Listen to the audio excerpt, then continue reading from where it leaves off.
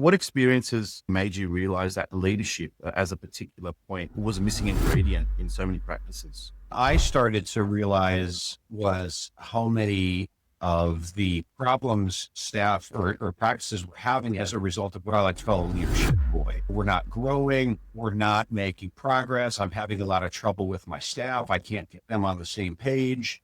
Revenues are dropping. Patients are complaining. And you start to realize who's in charge here. And you realize that there's nobody really taking the lead in terms of driving the growth. Welcome to The Focused View, the podcast for eye care professionals across Australia. In each episode, we bring together leaders from optometry, optical dispensing, and business to share insights, practical strategies, and the latest developments shaping independent practice today. I'm your host, Michael Nasser, and together we'll explore how innovation, collaboration, and smart business thinking can drive growth, enhance patient care, and strengthen the future of independent optometry. Whether you're a student, an early career professional, or an established practice owner, The Focused View is your go-to source for knowledge, inspiration, and connection. The Focused View is brought to you by Vision Connection, supporting independent eye care professionals across Australia through collaboration, education, and business growth. By working closely with leading suppliers and industry partners, Vision Connection offers unique opportunities that help independents stand out and succeed. To find out more, visit their website, visionconnection.com.au. Steve, welcome to the show. Really excited to have you. Yep. Thanks, Michael. It's great to be here. Thanks for having me. Yeah, I mean, you're obviously a very seasoned expert when it comes to podcasts and sharing information with what you do in the US. But I guess for the benefit of the listeners back here in Australia and to those that listen to this podcast, can you tell us a little about your journey and a bit about yourself and your background and how you ended up doing what you're doing? Yeah, I didn't take the traditional path. Went to optometry school, and I did practice for several years in the Chicago area. And then I always had an interest on the business side of eye care, but I always thought that would come more in the realm of owning a practice, owning a business. And at some point I was given an opportunity to do practice management consulting full time. And I took that opportunity. And for about the past 10 years, that's what I've been doing, working with other practices, primarily independent practitioners, helping them with a variety of aspects of running and operating a business. Yeah, and a lot of the context of our conversation today will be at that top level, I guess, practice management, leadership, building a team, talking about that side of the industry as opposed to specifics with regards to clinical information or things on particular conditions. But obviously that led you to write a book and to be an author. Can you tell us a little bit about that and I guess what you learned from that experience? And we'll obviously tease out a little bit more about that in our conversation today, but just to give us a bit of a pretext to it. Yeah, ironically, I wrote 4 books, and the first one I didn't start out intentionally writing a book. I was actually just started right. And I realized this topic I think we're going to talk about today is managing people, leadership. And I just found that a lot of the inquiries I was getting, the calls I was getting, my consulting work was taking me down that path of helping them manage their team better. And it's a difficult conversation to have in 1 hour. You leave feeling, have I solved their problem? But you felt like there was so much more. So I just started writing with the intention of having a document to give people after these calls. And I just kept writing and putting together stories, and it started to build on itself. And finally, one day I said, I think I've got a book here. And that became the first one. And from that, I've wrote a few others, but I enjoy the process. It's a lot of work, but I enjoy the process of putting everything you've learned on a topic into a source like a book and then sharing that with others. And for those that don't know, you have a podcast. It's called I Own a Business, or it's that's the name of it. Can you tell us a little bit about that and what sort of conversations are you having in that context? Well, it's probably going to be similar conversations that you and I are going to have today. We try to cover a lot of the areas from a business standpoint. It's a little bit of clinical, but it's mostly the business side of things. And I like to say we go beyond the exam room, realizing how many struggles doctors have outside of the exam room with things like managing their team, operations, HR, marketing. So we cover a wide variety of topics. We bring in experts, and I think people really get a lot out of it in terms of the the insights that we're able to get. I probably like you doing this podcast, me as a host have learned a great deal. So somewhat selfishly, I really like to be in this role because I learn a lot listening to other people and asking them questions. Yeah, I absolutely resonate with that. And I mean, it's a lot of those conversations do open up your eyes, or in my eyes in particular, to different ways and thought processes, and realizing how many people have been successful and looking at those ingredients and, sharing that, because I believe that, success leaves clues. And when you speak to people that, have experienced that, then they share that. And I think that's to the benefit of the industry as a whole. So I guess along that way, obviously, it's quite vast in nature. It's obviously a lot, very practice management orientated business side of things, as you've mentioned. That's something that you were drawn to from the outset after you finished, optometry school. What experiences specifically made you realize that leadership as a particular point was missing, or it was a missing ingredient in so many practices? I don't think I realized it until I started doing my consulting role. And the thing I started to realize was how many of the problems staff or practices were having as a result of what I like to call a leadership void. So you started to hear a lot of the same consistent problems over and over. We're not growing. We're not making progress. I'm having a lot of trouble with my staff. I can't get them on the same page. Revenues are dropping. Patients are complaining. And you start to realize who's in charge here. And you realize that there's nobody really taking the lead in terms of driving the growth. It's not going to happen passive unless you get really lucky. And then you can't plan on that being sustainable. But there's nobody really driving these things. And so I took an interest in the leadership aspect, recognizing how important it was when it's not there, and how devastating it can be to a business when nobody is there in a leadership capacity. Mm. And I guess as we start to unpack leadership and its role within our industry specifically, because obviously it's such a massive topic, but, when you identify that, as you started doing your consultancy work, you noticed that there wasn't strong leadership in a lot of the cases. What problems would you typically see emerge when you identified that void, I guess, in leadership in those contexts? I think you tend to see the practice that just isn't growing. That's probably the biggest one.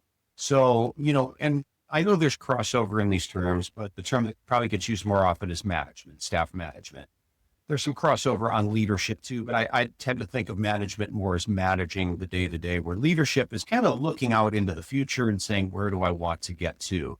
And if there's not a leader, then you really don't have anybody casting that vision and clarifying it for the others, and things are just flat. So I would see over and over practices saying, why aren't we growing?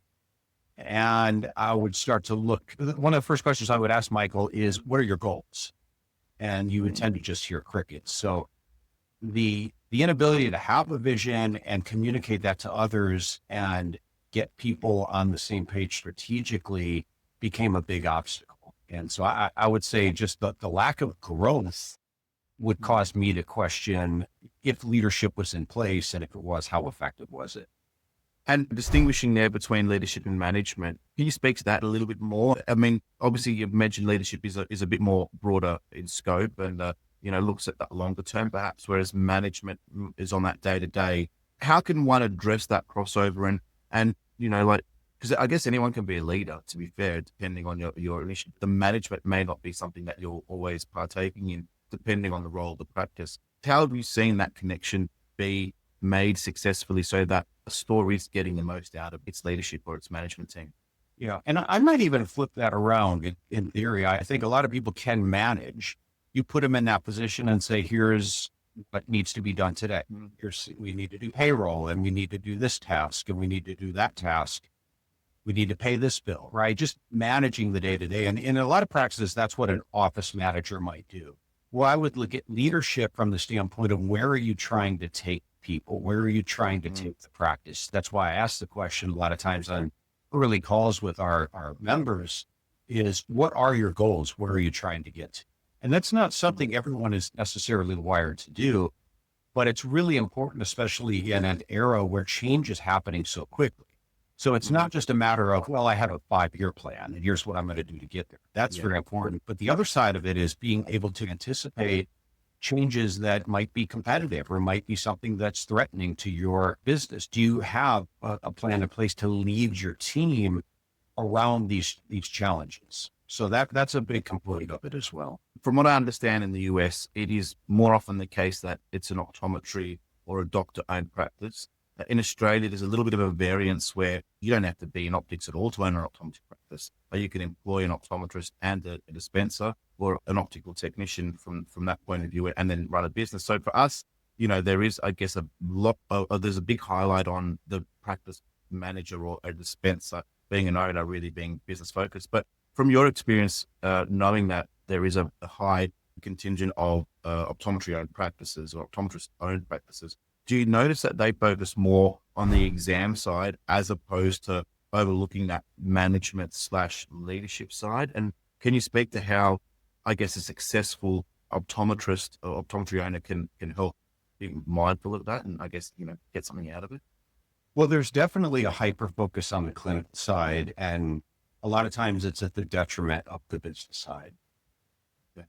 It's just how it is. And I think for a lot of doctors, we're just not taught this. Since usually your undergrad is something science-based, right? Biology, chemistry, something pre-med science-based. And then you go to optometry school. You might get a little bit of practice management education, but it's pretty minimal. So I just think a lot of people that take on that role of practice owner aren't prepared for all the work and all the challenges that are going to come their way as being a practice owner. So that's what we do is we try to help them through that.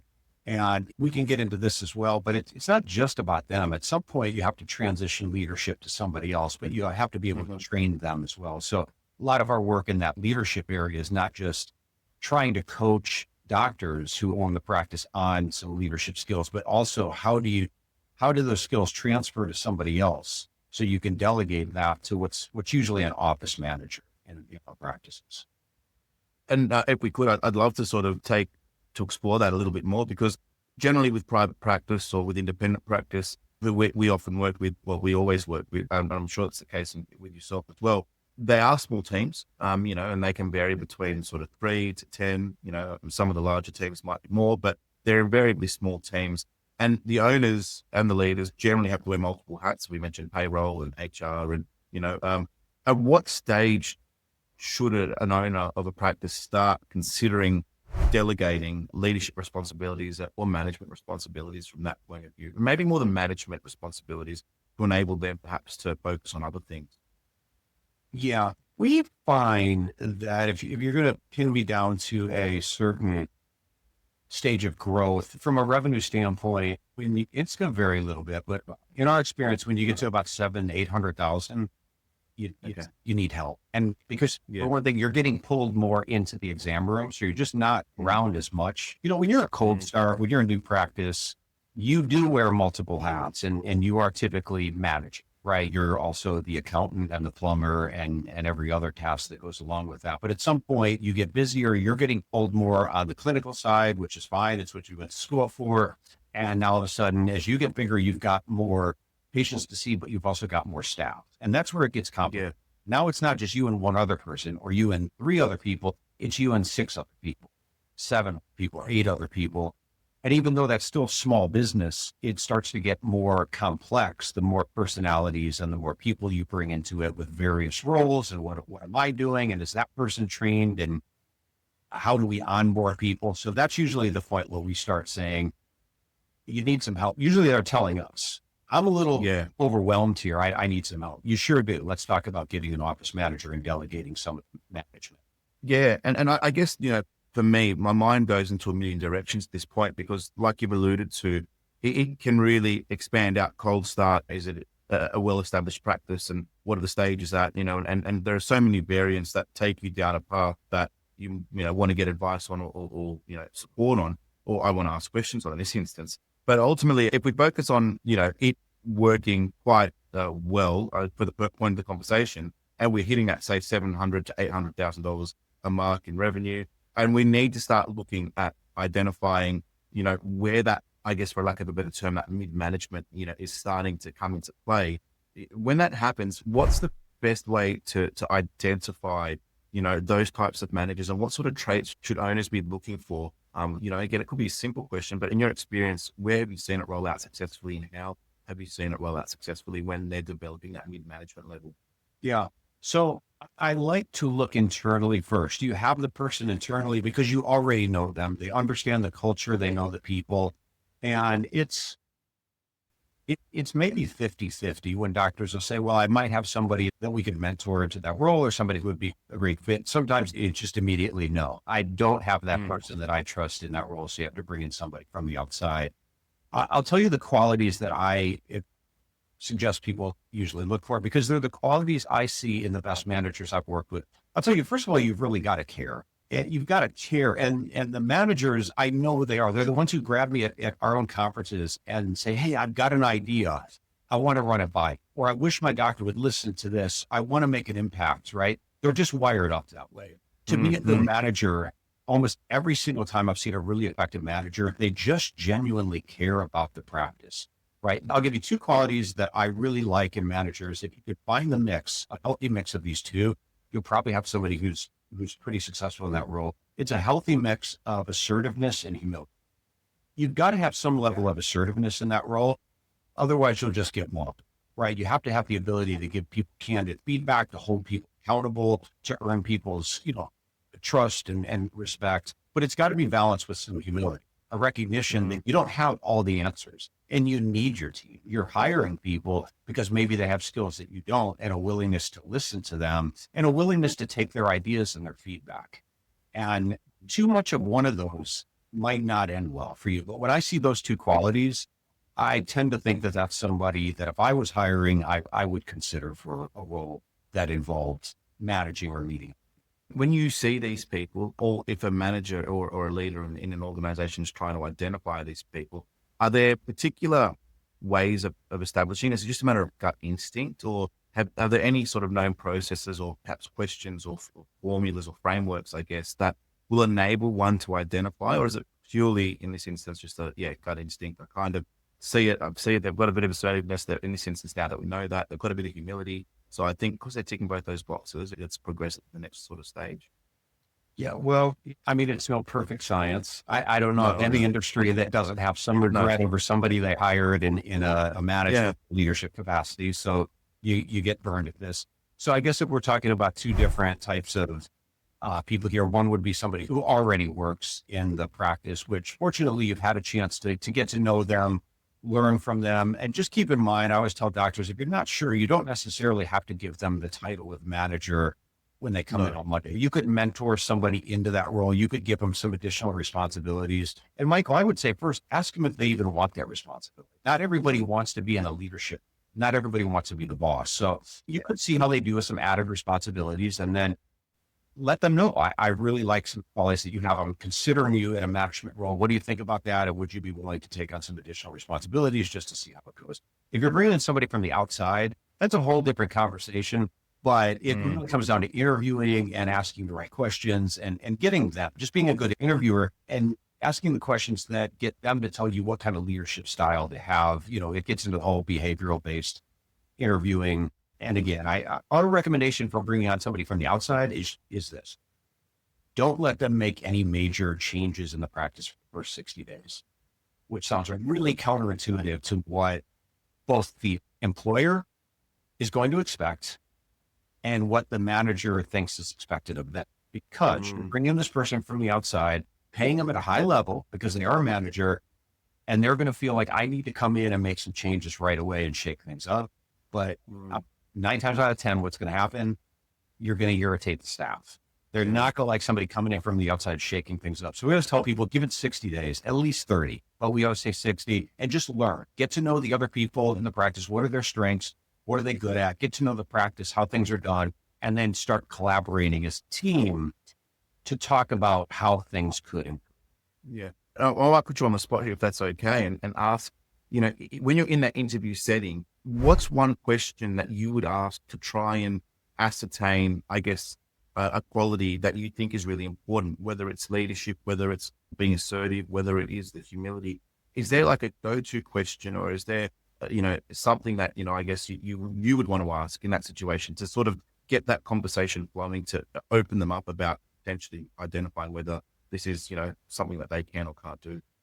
Yeah, I don't know if it's one particular question, but it goes back to, I think, first identifying what kind of qualities you're looking for, and then asking questions that help you identify if they actually have those qualities. Let me give you an actual real life example of something I overheard sitting at Starbucks once. And I'll give you the quick abbreviated version, but the person who was interviewing the candidate asked a beautiful, what they call behavioral based question. They said, tell me about a time at your last job where you had to deal with an angry customer, right? So behavioral based is getting that person to talk about something in the past and how they handled it. It's not hypothetical. It's how did you handle the situation? Tell me that story. And then you identifying if they actually have the quality you need. So let's assume humility. That's what you just mentioned. Maybe that was the quality they're looking for. Well, this job candidate said, I just can't believe how difficult people can be and how much of a pain in the neck they can be. And I thought, wow, you're not getting this job. Yeah. What it eliminates the problem of bringing somebody on who's not going to have the qualities that you need. Because if you're looking for humility, right, what would you want to typically hear? Well, if somebody came in, I would want to hear what they had to say and understand their side of things, and then try to figure out how can we resolve this situation for the other person. That candidate took a defensive, which is just the opposite. It's just what you don't want. So figure out what qualities you're looking for and ask questions that they were in at previous roles that would help you identify if they have the qualities they're looking for. Yeah. I think in that instance, it's almost that empathetic response that you. Empathy is the word I was looking for, not humility. Thank you. Yeah, that's you threw me off when you said humility. But empathy would be the exact quality, which I think is really important to have in a management. Yeah. Yeah, absolutely. And it does point to a level of self-awareness if that can happen for yourself and also for other people too. And I think in that instance, if you're looking for that, I think that's an awesome quality or a really important quality too, when it comes to identifying, I guess, traits. And so, I think, and getting to speak, I always find about instances that had perhaps occurred as opposed to, what would you do if? It's like, well, what did you do when? Can you give me a time when? And it's almost like that you're casting them to reflect on something and what they've taken out of it. So again, obviously there's no exact science when it comes to that recruitment sort of stage of business, and there is like the draw. But I did really like the point about not having anyone, especially if they're coming in a position of, I guess, of authority potentially, to do anything in the first 60 days, because that's totally counterproductive. And you're like, well, how do you handle that? And I guess as a question, like, what would you be getting them to do in the first 60 days? If you had to recruit a leader, a practice manager, or an assistant manager, or someone that's going to actually be delegating tasks, what would you do for the first 60 days with them? Well, yeah, and I didn't mean to infer, I'm glad you asked that, because I didn't mean to infer they would just be standing around for 60 days. But I think there's a lot of, typically with the management role, a lot of administrative tasks. I like to say office managers in optometry practices often wear two hats, probably wear more. The two I'm referring to is there tends to be an administrative side and then a people management side. So of course there's going to be the administrative side that they're going to take on those tasks. And I definitely want their feedback and their input on things they're seeing in terms of talking with the staff or systems or operations. What do you like? What do you not like? What are you learning from the staff? I'm just suggesting that they don't kick the door open on day one and say there's a new sheriff now, because you're going to get a lot of pushback. So I still want to be meeting with them and finding out how it's going. What are your ideas? I would just question at making any significant changes in the beginning until you sort of earn the trust and the respect of your team. And I think if you come in with an attitude of listening, that your team will start to embrace you and you'll get their buy-in, which is something you really need. Yeah, 100%. I think from the outset, that's a really critical point. If you're looking, let's say, at the other sort of side of the equation there, with someone that works in the practice already, what are some ways to instill, or especially, because I think from what I hear in a lot of the conversations I have with people on these types of topics is effectively it comes down to strategy. It comes down to being strategic in your moves and planning what you're doing and thinking about what you're doing, and don't just let it happen. And the more strategic you can be, hopefully the better the outcome is. So let's say, you're identifying and you're being proactive and you've listened to this podcast and you know that maybe you're turning over sort of, 600 now and you're going to be at that 700 to 800 mark, and you want to be strategic in how you act. And you've got some staff already, obviously.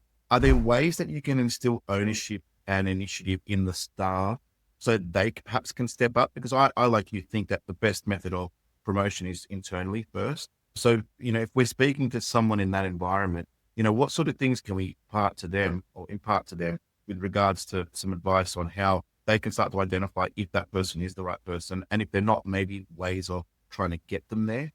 So, I always tell doctors to pay attention to that person in the staff meetings that seems to have a lot of ideas and isn't afraid to raise their hand and come forward with suggestions and ideas for improving the practice. And you're right, maybe in the $600,000 stage, let's just say, maybe you don't need an official office manager yet. You're just not busy enough yet that you need to delegate that part of it. But you are the leader at that point. And the same thing that I would suggest delegating to somebody else, instilling somebody else is giving ownership to other people. You use the word ownership, and I'm a pretty big fan of that, because the alternative is micromanagement, right? I'm just going to tell everyone what to do. And you can do that, but I just don't think you'll ever get people's, full motivation when you're doing that, because then they're just showing up, they're doing the tasks that are there. And you're never really going to hear their ideas or their input, because they just figure, well, I'm just here to do a job, and nobody really cares about my input. The alternative to that is actually putting the outcomes that you'd like. Again, if you are a leader and you have goals, you have a vision, is asking the team, what are your ideas? And just that question alone can be really powerful. You tend to see the potential leaders stand up in those situations. They're the ones that raise their hand, and not everybody will raise their hand in that moment. And that's okay. Some people prefer an environment where they have that structure, and they like, I don't want to say being told what to do, but they're just not comfortable in that leadership capacity. But I in generally, from a leadership and management standpoint, would ask your staff regularly, what are your guys' ideas? Here's what we want to do, or here's the problem. Let me hear your ideas. And once you have your team, you give them some ownership over how things are done, then I think through that, you'll get a lot more motivation out of people, because it's all of a sudden it's there. We all like to see our own ideas succeed, and we tend to push back a little bit when other people are forcing their ideas on us. That's just human nature. Yeah. I think it's one of those secrets to buy-in. I think if you want people to buy in, you have to at least make them feel part of the decision-making process at the very least. If it's not their idea, maybe it's got a sprinkle of their idea in it. And obviously the more you can sprinkle in it, the more they, I guess, go back to that word ownership, feel a part of it. And then obviously they're going to hopefully drive that through too. So I totally could understand why that would work. In your book, and if we focus on leadership here, so I guess more on the individual that's in this position, thinking about this and planning for this, whether it's coming via management or whether it's, just in the concept of leadership, because I think for our purposes in this context of conversation, they're almost interchangeable. They are different, but I think from our point of view, we're focusing on the similarities of them. You speak about 5 pillars in your book. Can you walk us through the 5 pillars of leadership? Yeah. So in the book, I identified these 5 pillars based on the feedback that I get. And I make the claim in the book that 90% of the staff management problems that I hear trace back to one or more of these 5 areas.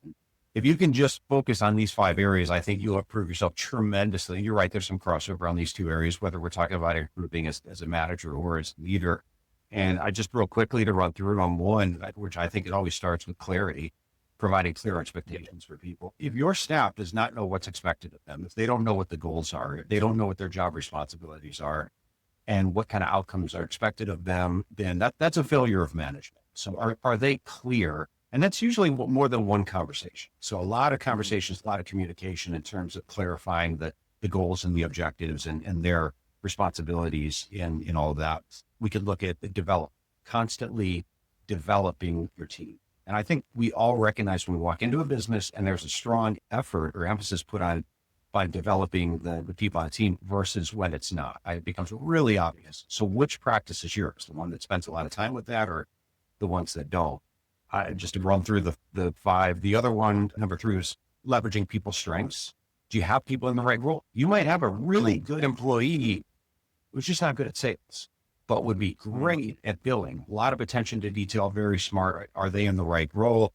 Accountability was the 4th one, which is, by the way, one of the most dodged. I think it was a Harvard study. They found that 50% of people in leadership or management roles identify themselves as terrible at holding people accountable. So that goes back to the assertiveness side of things. You have to have that backbone. And lastly, just what I would say is autonomy, which is what we were just talking about. right? The ability to give people ownership over their role. Once you've done the other things, you can't do that on day one, but when you train them, when you've given them clear expectations, you put them in a role they're going to be strong at, is the ability to back away and trust your team and give them some autonomy in how they do their job. Yeah, I think these are spot on. And I think if people can resonate with these, whether they're the owner of the practice or already in leadership in their business organization, in any capacity, that they're really important traits. And I think the more of this is happening, the better that the practice that will run. The accountability one, I nodded my head the whole way through that because, I think it's one of the most challenging, especially in the context of the stores that we work with, where they are small practices. So if you have to hold somebody accountable, it gets hard to do because potentially, if you upset the boat or if you, create tension there and you're very dependent on that particular person, it might change the narrative of your conversation potentially. And then, just to appease everyone so you don't cause a conflict, I guess you might want to perhaps let it slide, I guess, for lack of a better term. And I guess in that situation, and if we focus on accountability as the one point, how can someone in a management position or in a leadership position within the store hold people more accountable without necessarily upsetting them? You're exactly right. And I think that's why people fear it. People generally avoid confrontation. So I would say it doesn't have to be confrontational, holding people accountable. So first of all, giving people clear expectations on what their role is and giving them some autonomy and a lot of communication. My favorite definition of accountability is putting people in a position in which they know in advance they're going to be held accountable for their actions at a later time. So if you and I sat down and let's say I was your boss in this scenario, right? I said, and Mike, let's talk about our goals for Q4, which is what we're in right now. Okay, great. You and I have a conversation. We align. What are your ideas, Michael? Let's talk. Okay, I think this will work. What do you think? We come together on all of this, and then we put a date on the calendar that we're going to circle back. And at that point, I'm going to pull a word from the corporate world here. I'm going to ask you to report on this. How are things going? And you're going to look at me. I am not necessarily, and if I'm uncomfortable with confrontation, I just took confrontation out of it. We're going to set a date on the calendar. We're going to come back and you're going to give me a report on how things are going.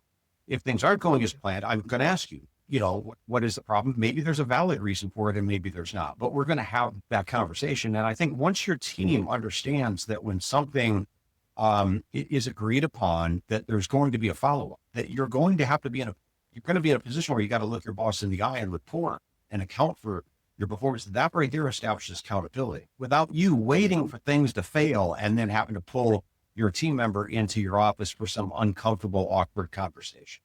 Yeah, I think framing it basically so that the next steps are known, and I guess not knowing what the conversations will be in those next steps, but knowing that there will be next steps, I think helps manage that. And that makes total sense. And I think there is also an aspect of not being afraid of it. And I think that comes from knowing how to handle it, I think. And like you've just put in that fashion, I mean, the communication of it is just so critical.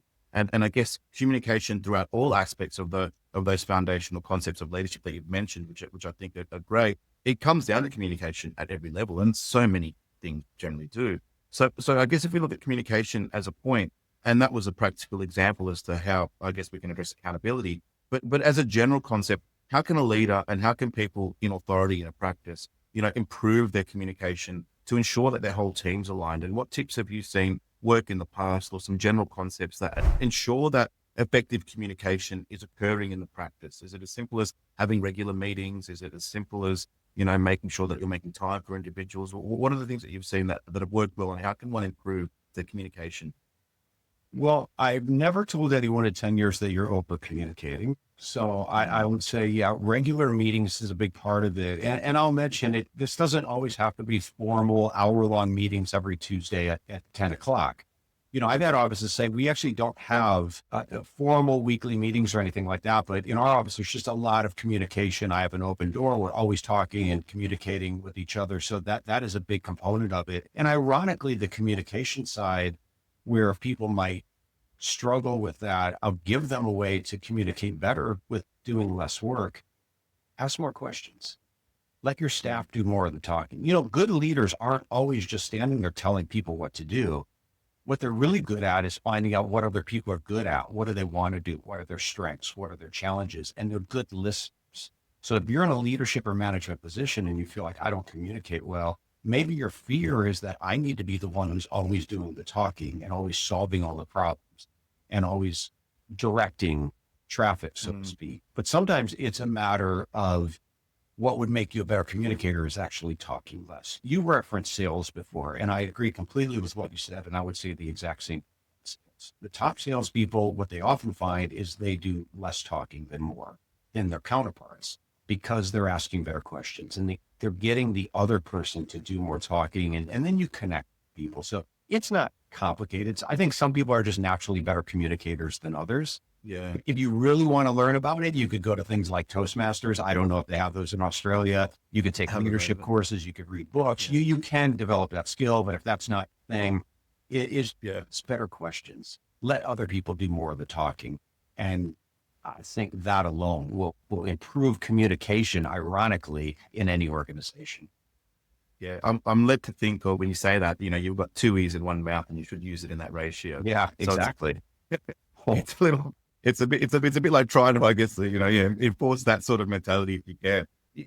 Again, something that I think about, and I'm not sure if this is the case over in the US with the experience that you have, but invariably optical managers in the past, and when I say the past, over the last 20 or 30 years, I mean, I'm fortunate, I've grown up in optics my whole life, so I've seen a whole heap of different types of managers and different types of, leaders. But what I've seen in the past is most optical managers are quite hard in nature. They're almost like, I was talking about someone the other day where we were saying, they're almost taskmasters, because our industry is so much based on perfection. I mean, the script has to be correct. The measurements have to be correct. The frame has to fit the face correctly. The right measurements need to be taken. And if you can't necessarily be blasé, you've got to be really, and I feel that because there is that high precision, it does, the people that do manage that are generally, and I'm generalizing here, can be seen as being really finicky and really, I guess, attention to detail.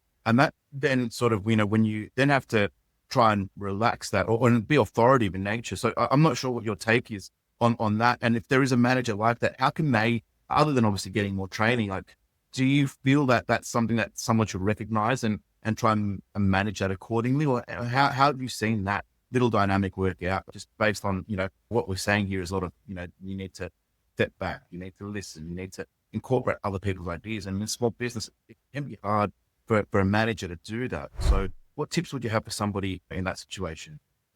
Yeah. So, I mean, there are going to be aspects of any job, and I mean, this would be doctors as well, that's tactical. So, I mean, I can understand why somebody in that position would want to make sure that people are measuring, getting the right PD and measuring. So that's part of training and making sure that they are competent at the tactile side of it, right? It's no different than a doctor getting the right prescription. But there's the other aspects of it as well, where you could look at problems that would benefit from other people's input too. And you look at, we're talking about optical side, you could look at workflow through there. You could look at sales or our sales. So you could take things like that and go to your team and say, hey, sales dipped this past quarter. Let's hear everyone's ideas. Why is that happening? How could we get better? Hey, Tim over there did really well this quarter. Tim, what are you doing different? Let's learn from you. That to me is a collaboration that could have a really healthy outcome. That's different than the manager walking in and say, you guys are failing. You need to do better. Get it together. Right? That's going to be a disaster. Exactly. And that's what I speak to. And I think that as more information on leadership as a concept, it's now being infused into our industry. And when I say that, it's our industry probably isn't, we've identified the fact that most optoms and clinicians are not, trained in that business leadership side of things. But as we're developing and, we're growing as an industry, we're noticing more and more of that. It's obviously why, you do what you do. And obviously there are, I guess, mechanisms in Australia here too, where you're getting that advice and making that knowledge mindful. And then all of a sudden you can start to resonate that in your practice and try and change that up. So it's the whole point of the conversation. One of the big issues that you see, I'm making an assumption here, is staff related issues. And we have spoken about it from a few different angles. Why do you think overall staffing is generally the number one issue for businesses? Well, you're dealing with, it's even more complicated now because feels like, I think for most practices, I'm going to assume things aren't a whole lot different in Australia, but since COVID, turtle has become a real problem. Retention, the marketplace has changed a lot, and it's harder to hang on to people. But even prior to that, you're dealing with different personalities. You're dealing with different people that have different strengths, different personalities, and the easier to contain when it's two people. But when it becomes 3, 4, 5, 6, now you all of a sudden got different personalities. You've got people that don't get along together as well, people that don't play nice together, and finding people that want. And so some of these positions are not the highest paid positions. So finding people willing to come in and give you a strong effort for a job that may not pay as, real high wage, it's a struggle. It's probably the biggest struggle that I hear from offices. And it's such a struggle that I've heard more, numerous times recently that some doctors are second guessing, they're saying, I was going to retire in 3 years, but dealing with people right now is something that's forcing me to consider, should I get out sooner? Which is, it's sad. It's one of the reasons I like teaching and coaching on this, because I want to take that away from them. I want to show them a way that it doesn't have to be that bad. It's always going to be challenging, but if you learn a few basic skills, it might not be. Yeah. And I think post-COVID, obviously, a lot of businesses that we speak to, obviously, will always talk about, pre-COVID, post-COVID. So it's very much a line in the sand with regards to things and how things have evolved since then. But what would be your advice? What would be some tips that you'd provide to a practice owner or a leader within a practice with regards to how best ensuring that they can reduce that turnover? I mean, is it as simple as effective communication? Is it remuneration? Like, when you see these practices where they've got low turnovers, what are they doing right? Well, I'm not going to dismiss the pay, because we're all in it. It's important, but it's important. So, I mean, are you paying people at a competitive level? And then beyond that, are you providing a workplace that people want to keep coming back to? People don't just quit jobs. I mean, sometimes you got a significantly better offer somewhere else, and sometimes people will leave for that reason. But what are they unhappy about? And, there's the phrase, people don't leave jobs, they leave bosses, or they leave managers. On this very topic that we're talking about, there is a lot of truth to that. So another reason I like working with managers is, if you prove your ability to manage other people, I think your retention will work as well. Because when you've got a boss, a manager, a supervisor that you like working for, and a lot of that does come down to the basics. Man, there's nothing unique about management. It's just, are you a good person? Do you care about the people on your team? Are you supporting them? Do you listen to them? Do you have empathy for them? They're going to like coming to work more than if it was just the opposite. It's almost like you've got to be invested in them, so they're invested in you. Yeah. And I think it works that way. Yeah, completely. I mean, nobody's going to run through a wall for a boss they don't like. They'll show up. Yeah. And if you're not a good boss, people will do just enough to not get fired. So that's what that's what you've got. Yeah. And then you wonder why things aren't working out well with the team you've got. But that's what you're going to end up with is a room full of people doing just enough to not get fired. Yeah, that's a good way to put it. And one thing, an approach that obviously you take, and I resonate with it, and I try and do the same, is when there are problems being presented, the team gets involvement. We've spoken about the ownership and the buy-in and ensuring that it gets seen through. How do you balance that concept of empowering the staff to be part of the solution and also ensuring that they work? Because I'm sure there'll be times when, and perhaps this is more about the time when maybe you can't sprinkle their idea in, or you can't incorporate it because there's just too much deviation from what you're trying to do. When you're in that particular situation, how do you suggest, that's handled, and what can a manager do if they're faced, with a scenario like that? I'm glad you asked that. I think it needs to be clear to the team too, that not everybody can always get their way, but this is something in most large organizations. This is how it works, right? We sit in meetings, even the company that I work with, we sit in meetings and we listen to everyone's ideas. But at the end of the day, this is something leaders have to do, is make ultimate decisions. But they're going to make much better decisions when you have the input of everybody on their team. And if the team believes that you're taking their input seriously, sometimes they might get their idea go through, and sometimes they won't. But it's not about always having your idea go through. It's about feeling heard. So I think when you take that all into consideration, and then at the end of the day, when you make a decision, tell them why. You tell them why we decided to go in this direction. Why does that give us a better opportunity to achieve our goal or solve the problem? And I think they'll get it. But it's more of a culture and an environment where you always listen to people's ideas. But yeah, at the end of the day, not everybody can have their way. That's not possible. I guess being realistic about it too. So as we wrap up today, I've really enjoyed the conversation. We've spoken about so many things that are, I think, quite broad in nature, and it can be listened to and adopted in a couple of different areas, whether it's in meetings or whether it's just general communication or whether it's looking at improving yourself as a leader and the tie-in that it has with the success of a practice. And I do like this conversation because someone can listen to this and really, again, take it in so many directions. But if we've got a practice owner that's listening today and they want to be a better leader tomorrow, what would your advice be to them to be the first step that they should take to become a better leader? Honestly, Michael, read more books. I'm serious. Read more books, listen to more podcasts. There is really no, I don't want to sound this the wrong way, but almost no excuse for not improving that skill if you wanted to, because there's just so many resources out there. There's like 1 million+ books on leadership, but just keep learning, keep listening to podcasts, read books, talk to other people, and keep refining the skills. And then try different things. And here's what I would tell you, whether you agree with some things I said or disagree, it doesn't really matter. At the end of the day, the only thing that really matters is the outcomes you're getting. And if you're not happy with your outcomes, try something different. We're only rewarded in life on our outcomes, not our ability to control other people.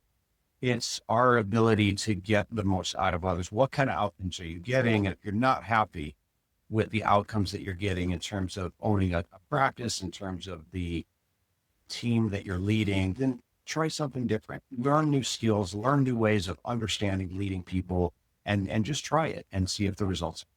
Yeah, I think that curiosity for knowledge in spaces like this are critical. And the form of education, there are a plethora of methods that you can take up, whether it's podcasts, books, audio books. You don't even have to read and listen to books as well. So I think, if you've got that curiosity, and the people that do listen to this podcast invariably do, so speaking to them directly, we know that you do. So, use this episode as a catalyst to get out there and to investigate and ask questions. And on that note, you've obviously got a few books on the matter too. So how can listeners find your book and I guess your podcast too, if they want to hear a little bit more about some of the things you speak about?